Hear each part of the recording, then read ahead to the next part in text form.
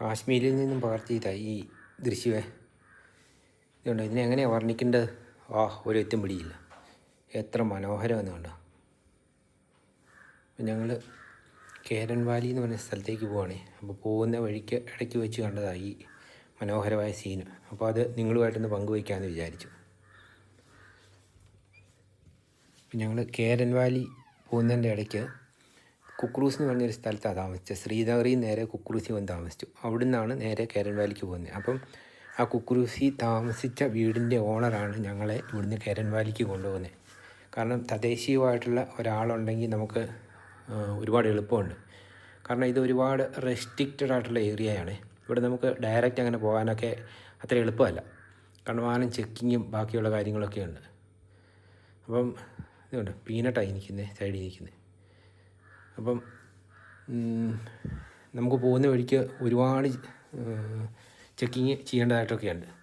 അപ്പം ഇതിനിടയ്ക്ക് ഞങ്ങൾക്കൊരു വ്യത്യസ്തമായൊരു അനുഭവം വന്നു കേട്ടോ, നമ്മുടെ വീര സൈനികരുടെ ഇടയ്ക്ക് നിന്ന്.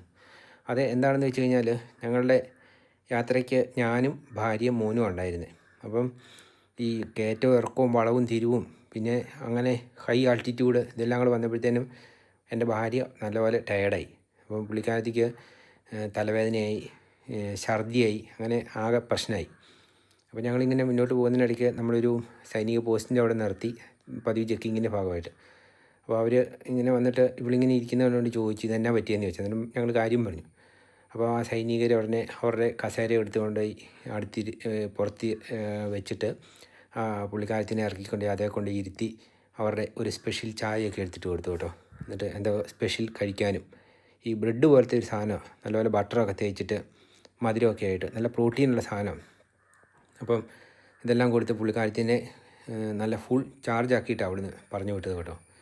അവരുടെ ആ സ്നേഹവും കരുതലും നമ്മളോടുള്ള ആ സമീപനവും കണ്ടപ്പോഴത്തേനും ശരിക്കും പറഞ്ഞാൽ നമ്മൾ വേറെ ഒരു ലോകത്തായിപ്പോയി. എന്തായാലും ബിഗ് സല്യൂട്ട് ഉണ്ട് കേട്ടോ ഇവർക്ക്, നമ്മുടെ ധീര ജവാന്മാർക്ക്. കാരണം അവർ അവരുടെ വീടും നാടും കുടുംബവും എല്ലാം ഉപേക്ഷിച്ച് അവർ നമ്മളെ പ്രൊട്ടക്റ്റ് ചെയ്യുന്നതിൻ്റെ ഭാഗമായിട്ട് നമുക്കിങ്ങനെ ഒരു വയ്യായിക വന്നപ്പം അവർ നമ്മളോട് കാണിക്കുന്ന ആ സ്നേഹവും കരുതലും ഒക്കെ സമ്മതിക്കാതിരിക്കാൻ പറ്റിയല്ല. അത് കുറേ സൈനികരുണ്ടായിരുന്നു, ഒരു 5-10 പേരുണ്ടായിരുന്നു കേട്ടോ.